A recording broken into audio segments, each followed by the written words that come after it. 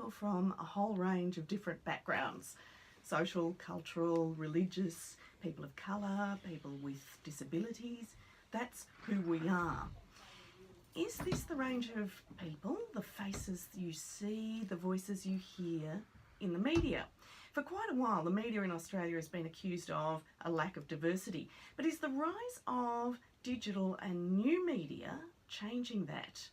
Andrew Jakubowicz is Professor of Sociology at the University of Technology, Sydney.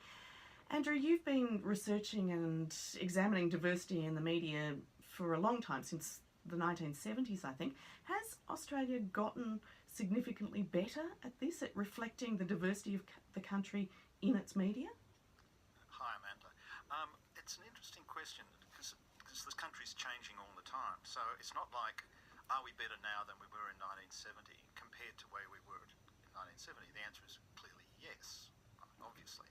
Are we any better comparatively now than we were in the 1970s?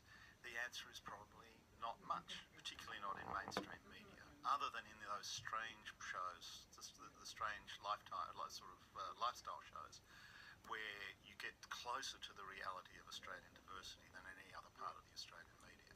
And why does diversity of people in the media matter, Andrew? Well, we can only tell story, or put it this way, the media tell us stories about who we are. Okay, so if the media tells us stories where significant parts of the we are removed, then significant parts of the community are basically not seeing themselves as part of the broader social picture. And it's a fairly good way of guaranteeing that minorities won't pay very much attention to cause that they line up with the majority view of society. Well, here in Life Matters, let's also now meet Dorcas Utkovic, who's the host and producer of Oz African TV. Now, Oz African TV is a lifestyle program. It's on the Foxtel network. Dorcas, before you started doing Oz African TV, where were you going to access African Australian stories? Well, in a simple answer, nowhere. But yeah, and that was the frustration. I mean, you first thing you do, you go online, and then you click a few buttons, and if nothing comes up, you feel a little frustrated. But yeah, that was my first place to go, and didn't find much.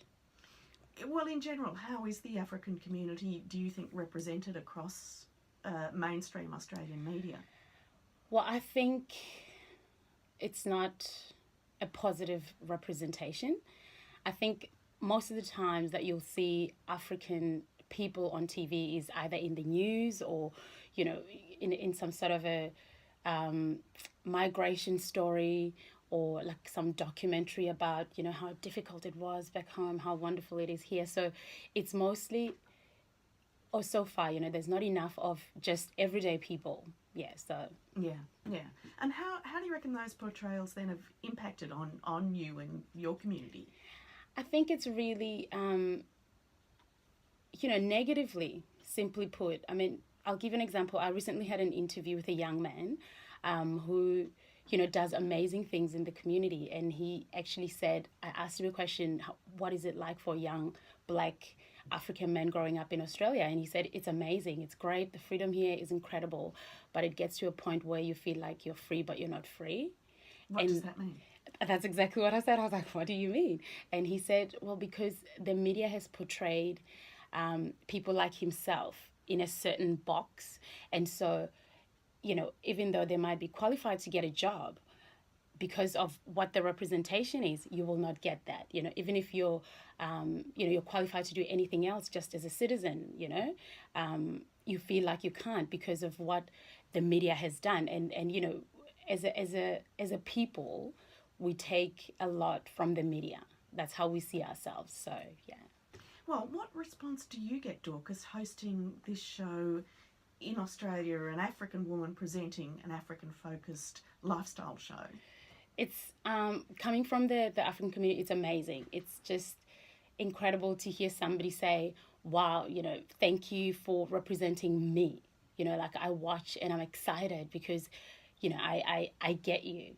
And it's so refreshing to see people who look like myself and people who look like my friends, my neighbors, you know, my kids, whatever, just sitting down, having a good chat and talking about the opportunities that are presented here and what people are doing with them right now, you know, as opposed to banging on about things that have happened in the past. And so, yeah, so the response is really amazing. It's heartwarming. It's like fuzzy and good. Would you say that your audience is pretty well entirely people of the African Australian community, or do you go broader than that? I think there's a larger portion of the African community because, you know, we look for what looks like us. So naturally it'll be that. But also it's the larger Australian community because it's something different. And I think it's, you know, people have a lot of questions and you don't want to offend because, you know, it's a different culture and that. But so if they find a platform where it's safe for people, you know, talking about themselves and so, yeah, you know, welcoming as well and they can learn things. So, yeah, I find we do spread out a little bit and the hope is that in the future we will expand even more, include bigger stories as well. This is Life Matters with Amanda Smith.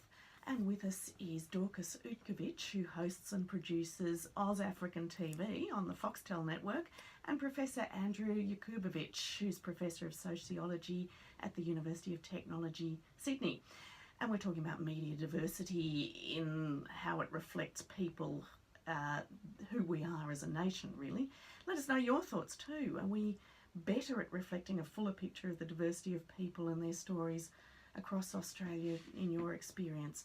As the media's diversified too, has the range of voices and faces through channels like YouTube, podcasts, community media developed as well as mainstream media? You can leave a message on the Life Matters Facebook page or send us a text message via 0418 226 576.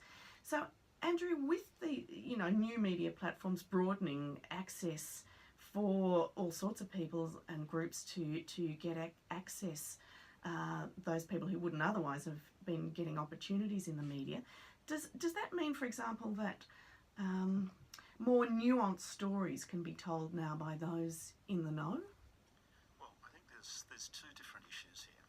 Talking inside communities, the sort of work that Dorcas does, is fantastic, and it's been part of the scene with ethnic newspapers and radio and so on, and now on the digital thing for a long time. But for a multicultural society to work, the communication actually needs to be across boundaries. People need to know about each other as well as about themselves. And I think part of the problem we've got, in a sense, is not so much a diversification as a fragmentation. So what we're seeing is huge numbers of channels on YouTube and so on, where everybody can basically try out their ideas on whoever will actually follow them. But if we're looking still at the way in which most people get most of their narratives about the society they live in, the majority of that, despite that diversity, is still coming from the major sources of entertainment or news. And even on Facebook, a lot of the stuff that people do on Facebook is actually following people like the ABC. So there's the digitisation is really providing this fragmentation. But at the same time, we're in the situation where Australians, in fact, know less and less about each other. Once, for instance, the major news outlets like Fairfax and so on had what they called at the time ethnic groundspeople. That is, the mainstream media was interested in telling stories about the diversity of Australia, right? And they weren't just the stories, as Dorcas says, of, you know, the threats from black gangs or the wonderful athleticism of Africans or whatever. It was sort of stories about how the different ways of being Australian are actually being played out. And we don't do that at all very much now. It's very, very hard to get a take on this. The surprise, for instance, that ran through the mainstream media after the results in the western part of Sydney on the same-sex marriage survey, I think, are a really good example of this. Right? People were astounded about. The only people who were astounded are people who knew nothing really about this critical part of Australian society. And if you went to, for instance, the ABC or the mainstream print media, they were absolutely at a loss as to how this had happened, and yet people who've been working in this area predicted this a long time ago and were treated as an uninteresting part of the story. And yet those sorts of stories are very important. And I think the sort of work that Dorcas has been doing, which has just opened up for anyone who's interested in the remarkable, diverse, creative, exciting side of African Australia, in the mainstream media, you wouldn't know that this even exists. Well, let me ask, Dorcas, aside from Oz African TV that you do you feel that there are mainstream media opportunities possible for you? I don't know. Well, like, you know, as somebody who is presenting a show and just, you know, presenting it, anchoring it, I don't see why not. I don't see why I can't host any other show, for example.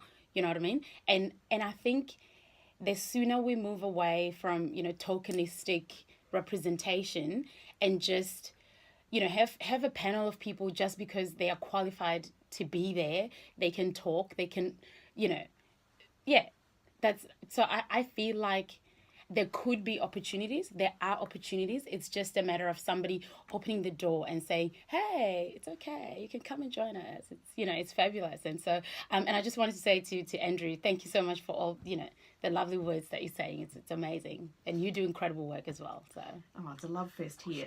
Andrew, Andrew, what is the difficulty for media outlets to find and tap into qualified, new and diverse voices? it's partly the issue of who's doing it. I remember once interviewing Nick Giannopoulos, who Wogs out of work over a generation ago, and I asked him, you know, what the issues were still, because this was in the 90s, and he said, look, basically, it's the people who make the decisions. Right? When the people who make the decisions look like the diversity of the society, the decisions will be diverse. When the people who make the decisions look like the minority, they will make decisions that the minority continues to make. And I think that's part of the story. There's a reluctance to innovate. This is an ongoing discussion. And one advertising guy I remember on a television program I was on some years ago said, look, the first person to make the decision to break out of the white ghetto has to be incredibly brave. Right? And it may not work. It may be difficult. There may be all sorts of problems. And as soon as those problems emerge, everyone will run for cover and say, see, it didn't work. Right? Whereas we know in innovation, you need to try over and over and over again. And for instance, when Wali Bali was brought into the ABC for Radio National, the audience changed, the issues changed, the stories changed. And suddenly, Radio National had a whole stack of people applying for all sorts of jobs who would never have seen it as a place where they could work. Right? But what you're saying really is that it involves a diversity in senior management, in executives, the people who make the decisions. Dorcas, let me just finish with you though. From your point of view, what's your advice to people from the extended African Australian community, but indeed other groups wanting to pursue opportunities in the media? well, I would say definitely pursue it. It's, you know, it's a great industry. It's, you know, it's how we see ourselves, and it's amazing.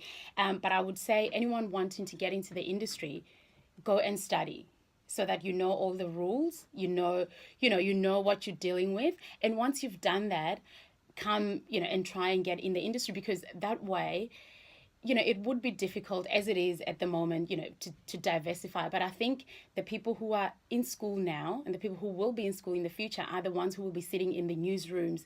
They're the ones who one day will be the decision makers. So if we have a diverse bunch of students learning in the future, it'll be it'll get so much better. Dorcas Utkovic hosts and produces Foxtel's lifestyle show, Oz African TV, and Andrew Jakubowicz is Professor of Sociology at the University of Technology, Sydney. Thank you, Dorcas, and thank you, Andrew. Thank you, Amanda. Thank you Say so something. much.